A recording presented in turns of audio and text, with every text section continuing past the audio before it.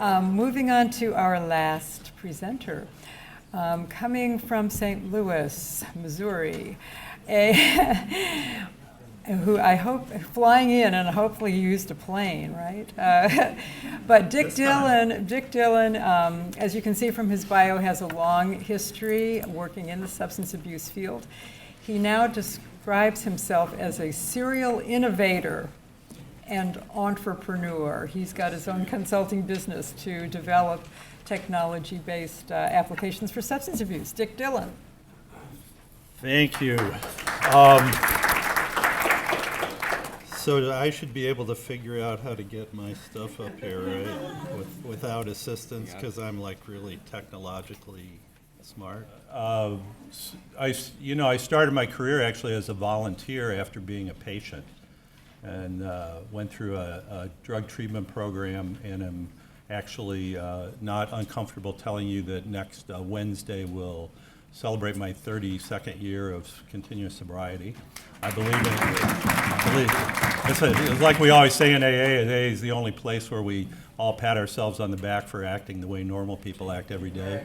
It's like, so, thank you, but it's like what I was supposed to be doing all along, it's the other 12 years or so when I was killing myself that you really want to hear about. That's crazy, but so I believe in treatment. I'm a big, strong believer in treatment. I got into the field in the day when the major criteria for being a therapist was you needed to be sober longer than your patients. There's some meaningful length of time. In my case, the organization I went to work for, which is where I went through treatment, had a 1-year requirement. So in the first year, I worked as a volunteer and helped them get an alumni program going. Then I was a clinician, then I was a clinical team leader, then I was it just kept getting promoted to the highest level of my incompetence. And the last 12 years up till the fall of 2011, I was the Senior Vice President of Planning and Development for a large Midwest nonprofit treatment agency, and my major role there was to figure out where we needed to be next year and how we were going to get there. And I enjoyed doing that very much. I like to be a forward-thinking person, and but I hit upon this concept of avatar-assisted therapy and got so excited about it that I decided I'd start my own consulting business and mainly focus on this kind of thing. So I'm a clinician at heart. I mean, I love academicians and respect them and appreciate their work and read a lot of their stuff, but I'm not an academic. And I love researchers, and I think research is critical, but I'm not a researcher. The researchers and academicians in the room can consider me a loose cannon, but I like to call myself a clinical person. So I'm interested in the where the rubber hits the road and delivering services and doing them effectively and efficiently. So we're going to talk at length this afternoon in two sessions that are repeated. Actually, they're not it's the same session twice, about this idea of avatar-assisted therapy. And I just like to start off with a few quotes. The person on top is a science fiction writer, Arthur C. Clarke, very famous science fiction writer, who talks about how when people first encounter advanced technology, they often think it's magic. Henry Ford, I think it's important that I mention that because this is probably the most outrageous idea you'll hear about today of all the ideas that everybody's talking about, but I also think it's one that has incredible capacity for changing the way we do treatment. Henry Ford is the fellow in the middle, talking about inventing the automobile. If I'd asked my customers what they wanted, they would have said faster horses. And William James is the fellow down at the bottom, is the first president of the American Psychological Association in the late 1800s, said a new idea is first condemned as ridiculous and then dismissed as trivial until finally it becomes what everybody knows. And I've experienced that over the 4.5, 5 years or so that I've been talking to people about this idea of avatar-assisted therapy. Is the number of eye rolls in the audience has diminished over time as people are becoming more comfortable with some of these ideas. I was thinking when we were having the opening remarks about Brave New World well, number one, I remember Brave New World as a very dystopian book that described an area I would never want to go. And number two is it's not as new as it used to be, So The big challenge, and Lisa mentioned this earlier, only about 10% of the people who need substance abuse treatment in the United States are receiving it right now. One way to meet the challenge, consider the fact that over 78% of Americans are using the internet to shop, communicate, learn, and play. How many of you have smartphones? Just to ask you a quick question. How many of you actually use them as phones, like most of the time? So what do you use them for? You use them for chatting, you use them for get on the internet, you use them to look things up, right? Well, I mean, most of us don't even use our phones as phones anymore, you know. But we use the internet. How many of you bought a gift this last holiday season online? Bought a gift. How many of you bought all your gifts online? It's pretty good. You know, and I will tell you that, you know, 5 years ago, the number of people who bought a gift would be more like that second group, a handful, because people weren't sure about using the internet for more secure purposes, and the number of people who would admit to buying all their gifts was almost none, you know. So there's lots of uptake going on. And I think another important thing to consider is that video and computer games have become one of the largest segments of the entertainment industry. And I'm not talking about online even. I'm talking about compared with movies and television and just about every type of entertainment that you can think of. The video computer game industry has taken on a major segment inside that comparison group. And that's really sort of the foundation of what we're going to be talking about today. The big idea really comes from this, that face-to-face does not necessarily mean you're doing something in person. Are any of you affiliated with an organization that does telepsychiatry? Raise your hands. Okay, so half a dozen or so of you around here. Of those who didn't raise their hands, are you familiar with telepsychiatry? Do you sort of understand what it's all about? So basically, in a traditional telepsychiatry setting, you have a physician in his office with a high-definition video camera. I don't know what they cost today. They used to be running around $7,000, $8,000 a pop. And then at a remote clinic, maybe 150 miles away or so, you have another high-definition camera. The patient comes in to the clinic. It's easier to get to the clinic than it is to get to the doctor's office. They view the doctor over this video camera. Usually the camera on the clinic end where the clients are is able to be controlled by the physician, so he can move the camera around or zoom out or zoom in or pan it and figure out who else is in the room and follow things. And video conferencing and telepresence 5 years ago was in the eye-rolling stage. You know, it's like people were like, what? You know, that's a crazy thing, you know, and now, you know, a representative group here is doing it. More importantly, to those of you who are certainly, well, it should be important to all of us, but certainly those of you who are working at the administrative level, it's being paid for. It's being paid for pretty much by everybody. You know, every insurance company and most states' Medicaid programs will pay for telepsychiatry, and that's had a big impact on the number of people who are able to use this tool and deliver services using it. So that's important. And then on the far right, we're just talking about it. Immersive was a way of having a simulated in-person meeting. So essentially, a lot of the things that we've heard about already this morning is we're talking about people sitting at computers and interacting with the computer. And the difference with avatar-assisted therapy is that you are, in fact, sitting at a computer, but you're working through the computer, and you're having real-time contact with other people in an immersive environment that's akin to a video game. Basically, what we've done over the last several years is learned a lot from the technological advances that the video game industry has made and harnessed the tools that they use to develop video games to build immersive environments that can be accessed over the internet in a secure setting, so you control the people that are actually in this immersive virtual space, and they can interact for practical purposes like individual counseling, group counseling, AA meetings, and things of that nature.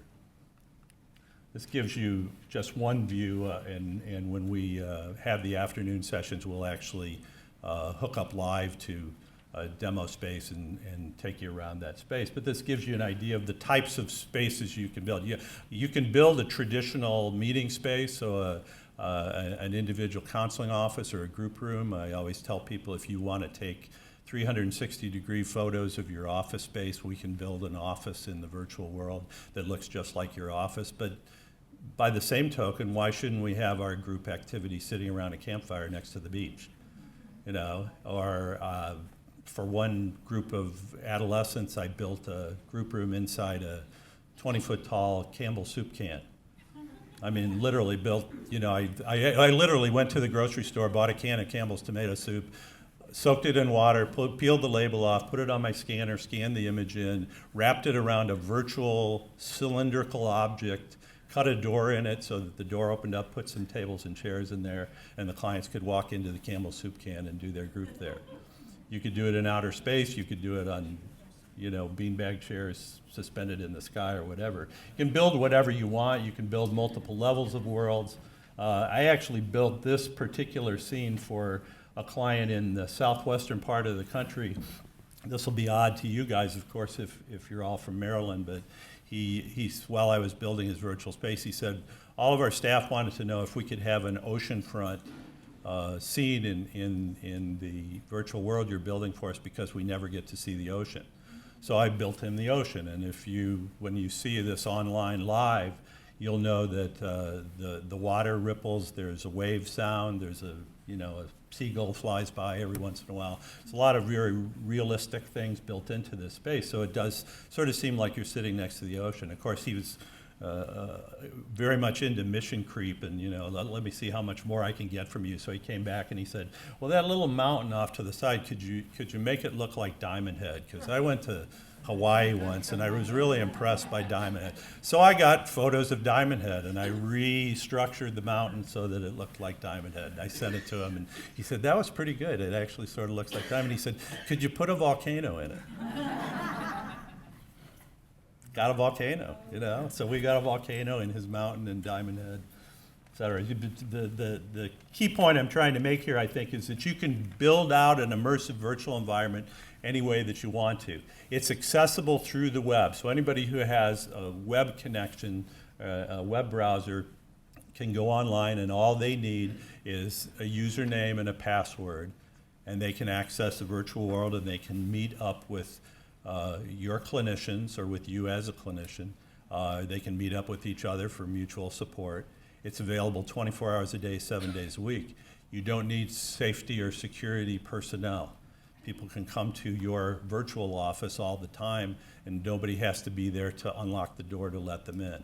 If it's 3 o'clock in the morning and 2 or 3 of your clients say, work the late shift and they say, why don't we get together and have a little meeting of our own at 3 a.m., you don't have to call somebody up and ask to let them in. They can't break the place. They can't spray graffiti on the walls. They can't steal stuff. It's pretty much indestructible from that perspective. So it has a lot of advantages to the end user. People who travel can still come to group. The main use for this initially was for people who lived long distances away from treatment centers. Our very first project, which we got funded through a private healthcare foundation in Missouri, where I'm from, was a project where the main criteria for being involved in the program was you had to live at least 25 miles away from our office. And it made sense because we had a very high dropout rate for people and it started to show up at about the 25-mile level. If you think about 25 miles, that's about as good mileage you'll get in most cars on a tank of gas or on a gallon of gas. So at $4 a gallon, a trip into the treatment center cost you $8 every time you went in. $8 out of your pocket, no matter how else you were being funded. If your insurance company was paying, it wouldn't pay you the $8. If Medicaid was paying, it wouldn't pay you the $8. You had to come up with the $8 coming out of your pocket. You had to have a car that worked. The roads had to be free of snow. And even when all those things were in place and things were going right for you, it still took you 30, 40, 50 minutes one way to get there, depending on the road you were on and the traffic that was involved. So your hour or hour and a half a group was actually a 3 or 3.5 or 4 hour investment on your part. So you're investing 2, 3, 4 hours to get 1 hour back. And that's the thing we need to keep in mind all the time, I think, when we deliver services to our customers is what's their investment? What do they have to put in order to get out? question I always ask is, do you want to spend your time getting help, or do you want to spend your time getting there? And that's what this is really, a lot of this is all about. This is instantaneous access to your treatment. For clinicians in the audience, the one thing I'll say is that this is not designed to replace you. It requires clinicians. It requires clinicians to be there. I mean, obviously clients can meet without clinicians, but to have real activity go on, it requires a clinician to be on one end of the connection. It uses evidence-based practices. We're not talking about a new form of treatment. We're talking about a new platform for treatment. It's like, for you administrators, this is like having the ability to build an office anywhere your clients are and only paying for it once. You can build as many offices as you need for as many clients as you have. That would be like setting up an office right across the street from their house or across the driveway from their house, and you only have to pay once for it to build out the space, because anybody can get to it whenever they want to. So I think a key thing that I always try to talk about is how art and science can come together in order to result in effective treatment. The art of this is the building of the virtual space, the making it feel realistic so that when people use it, they don't feel like they're sitting at a computer anymore. They actually feel like they're sitting in a room with somebody, just like you do inside a really good online game. I go back to what I sort of started this out with. The online gaming industry spends millions of dollars a year on research trying to determine what makes a realistic feel for a world so that the users will become immersed in that world and they'll use that game a lot. And not only will they use that game a lot, they'll buy the next version of that game and the version after that and the version after that. And seriously, all I've really done is steal all their good ideas and put them into a package that's encapsulated appropriately and protected correctly so that you can use it with your clients and you can use it safely and you can use it for practical purposes. So I'm going to shut up for now. I'm going to let Dave talk a little bit about how we're implementing this in one project in Maryland, and hope to see some of you this afternoon. You may. People actually talking to each other in this game? You can do this using audio, or you can do it using text chat. There's both options are available. Two people have to be together in real time to do this. Yeah, it's what they call a synchronous project, meaning you're online at the same time as other people, which doesn't mean you cannot set up an asynchronous system. So you could put a message box in and leave a message for somebody as well, just like you would in on a bulletin board or an email or whatever, so they'd see it the next time they got on. But the majority of activities that take place, the users are all online at the same time. They may be in different time zones, but it's the same time for each of them. Okay, Dave? So those technical guys had all this trouble with this clicker, and I made it work the first time, and I'm the least technical guy in the building. In the fall of, I think it was sometime in 2011, my supervisors went to a conference and heard Dick present the Avatar Assisted Therapy system, and they absolutely fell in love with it. And they came back and said, "Why don't you do this?" And I said, "What are you talking about?" Because I didn't know anything about it, and I was never much of a gamer with video games, but I started getting involved with it, and it won me over. I really think this is a really cool thing. In Maryland, we've got basically two projects going. There is the Alcohol and Drug Abuse Administration, after they heard Dick's presentation, was excited to do this. And we, well, you'd hear me if I did that. I don't have to start over, do I? Okay. The administration toyed for a while about, could we do this ourselves? And could we get somebody to design worlds and set things up and do all that sort of thing? Because we didn't have that much of a budget. At that time, the administration didn't want to spend any real money on this. They just thought we could find people to do this.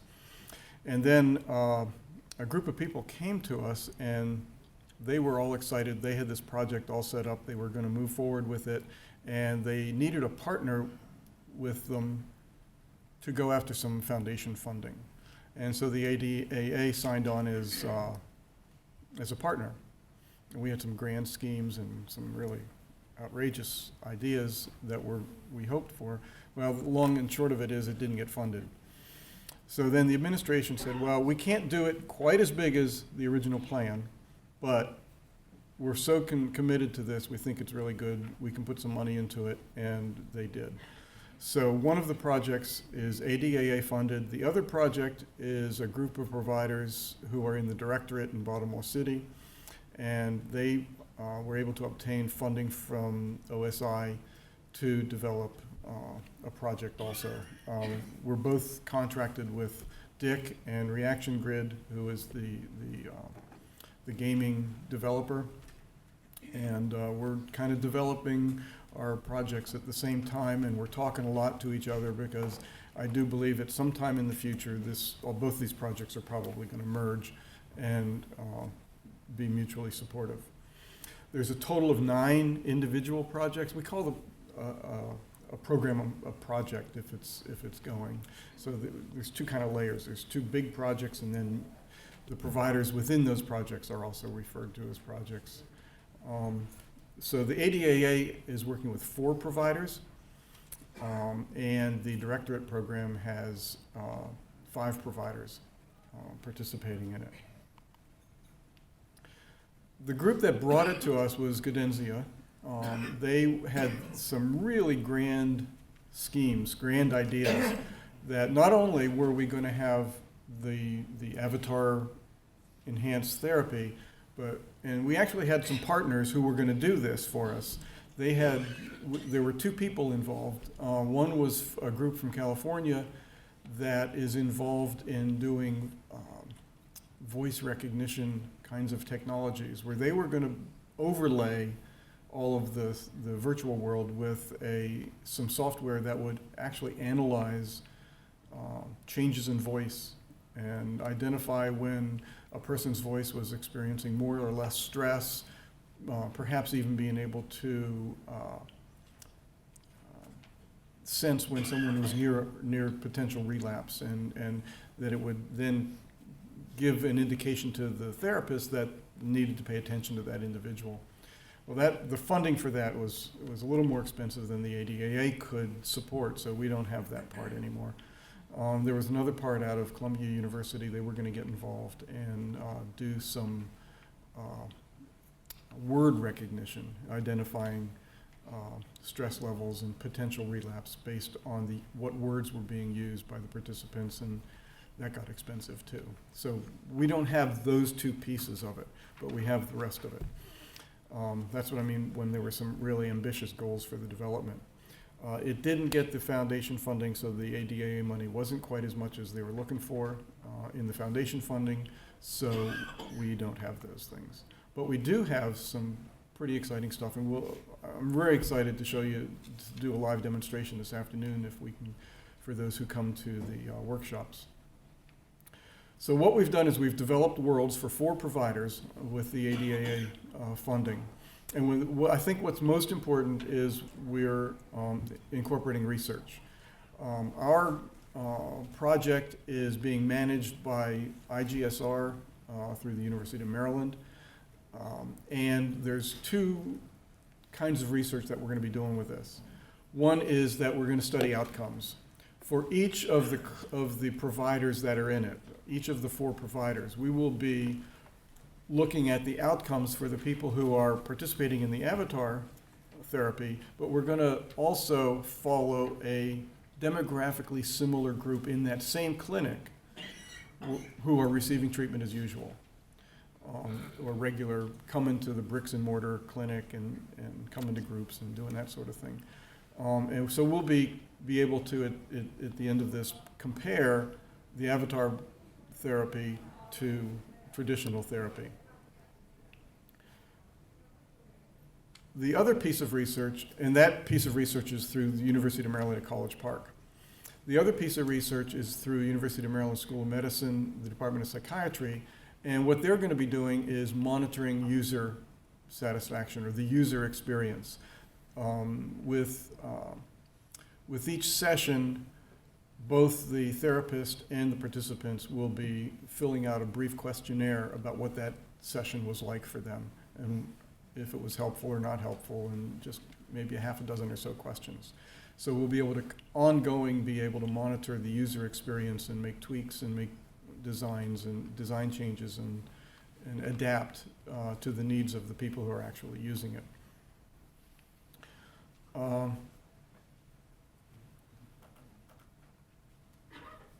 The main purpose of this project for the ADAA is to remove a barrier to treatment.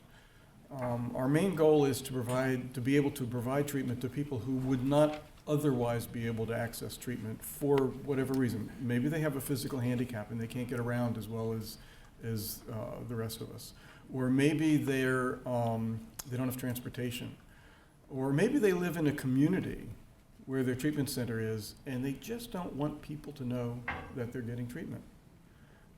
I know in some of our rural communities, I work with basically the northern tier of Maryland, all the 9 counties in Baltimore City. And I know when you get out to Garrett County, for instance, those communities are pretty small, and pretty much everybody knows everybody. And they may not want to get in a group with, the person who is their, works with them, but the main thing out there, and I know cases out there where for a person to get to an hour of group therapy or an hour of individual therapy, it may take them 6 hours because there's no public transportation.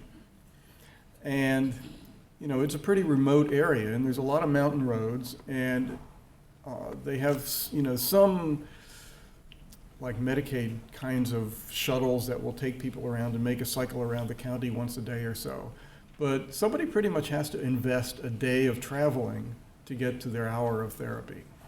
And if we can make treatment accessible to those individuals with handicaps or stigma concerns or transportation concerns, we think that we can make a big difference, and we can open up treatment to a lot of people who would either not access it at all or access it and drop out really quickly.